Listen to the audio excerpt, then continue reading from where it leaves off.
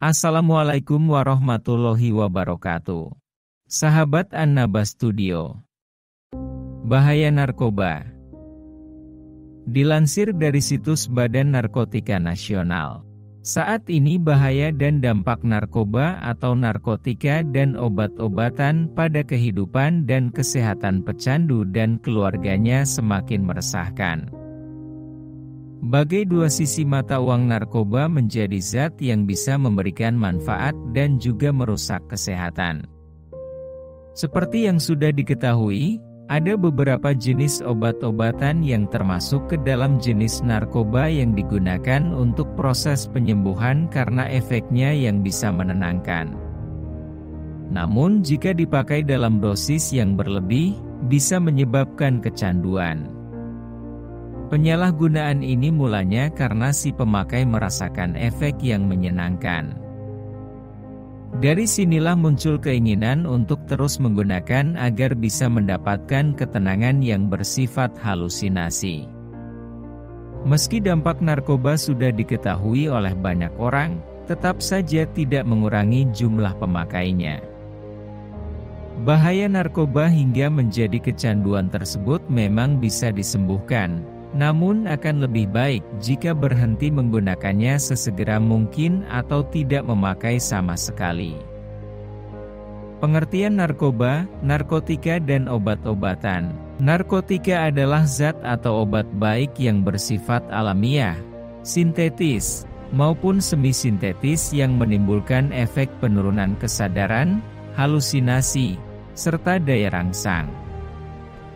Sementara menurut Undang-Undang Narkotika Pasal 1 Ayat 1 menyatakan bahwa narkotika merupakan zat buatan ataupun yang berasal dari tanaman yang memberikan efek halusinasi, menurunnya kesadaran, serta menyebabkan kecanduan.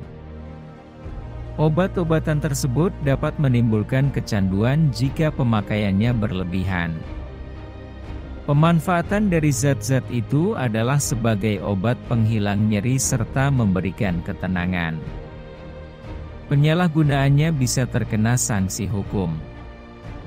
Untuk mengetahui apa saja jenis dan bahaya narkoba bagi kesehatan, simak ulasannya berikut ini.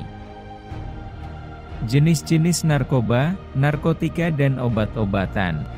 Kandungan yang terdapat pada narkoba tersebut memang bisa memberikan dampak yang buruk bagi kesehatan jika disalahgunakan. Menurut Undang-Undang tentang Narkotika, jenisnya dibagi menjadi 3 golongan berdasarkan pada risiko ketergantungan. Narkotika golongan 1. Narkotika golongan 1 seperti ganja, opium, dan tanaman koka sangat berbahaya jika dikonsumsi karena beresiko tinggi menimbulkan efek kecanduan.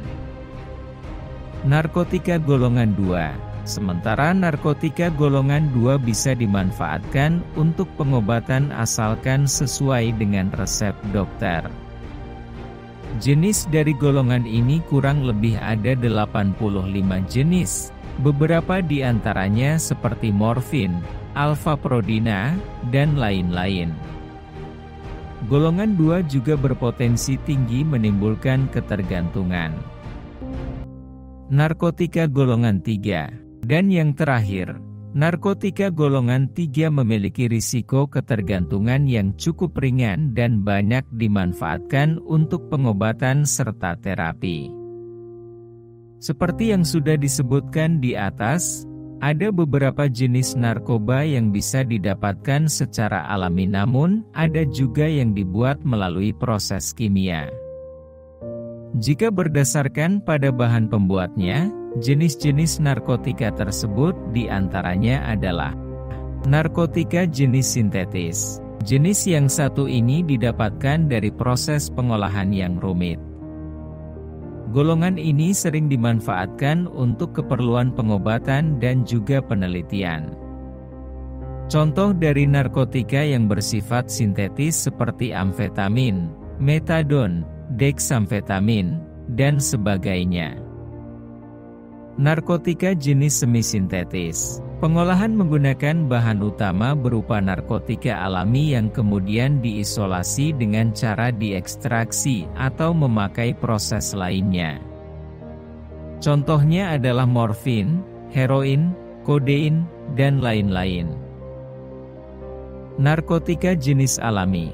Ganja dan koka menjadi contoh dari narkotika yang bersifat alami dan langsung bisa digunakan melalui proses sederhana. Karena kandungannya yang masih kuat, zat tersebut tidak diperbolehkan untuk dijadikan obat. Bahaya narkoba ini sangat tinggi dan bisa menyebabkan dampak buruk bagi kesehatan jika disalahgunakan.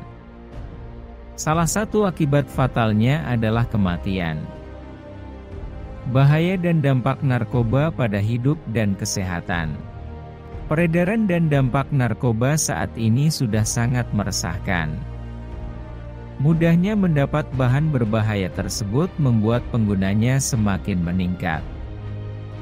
Tak kenal jenis kelamin dan usia, semua orang berisiko mengalami kecanduan jika sudah mencicipi zat berbahaya ini.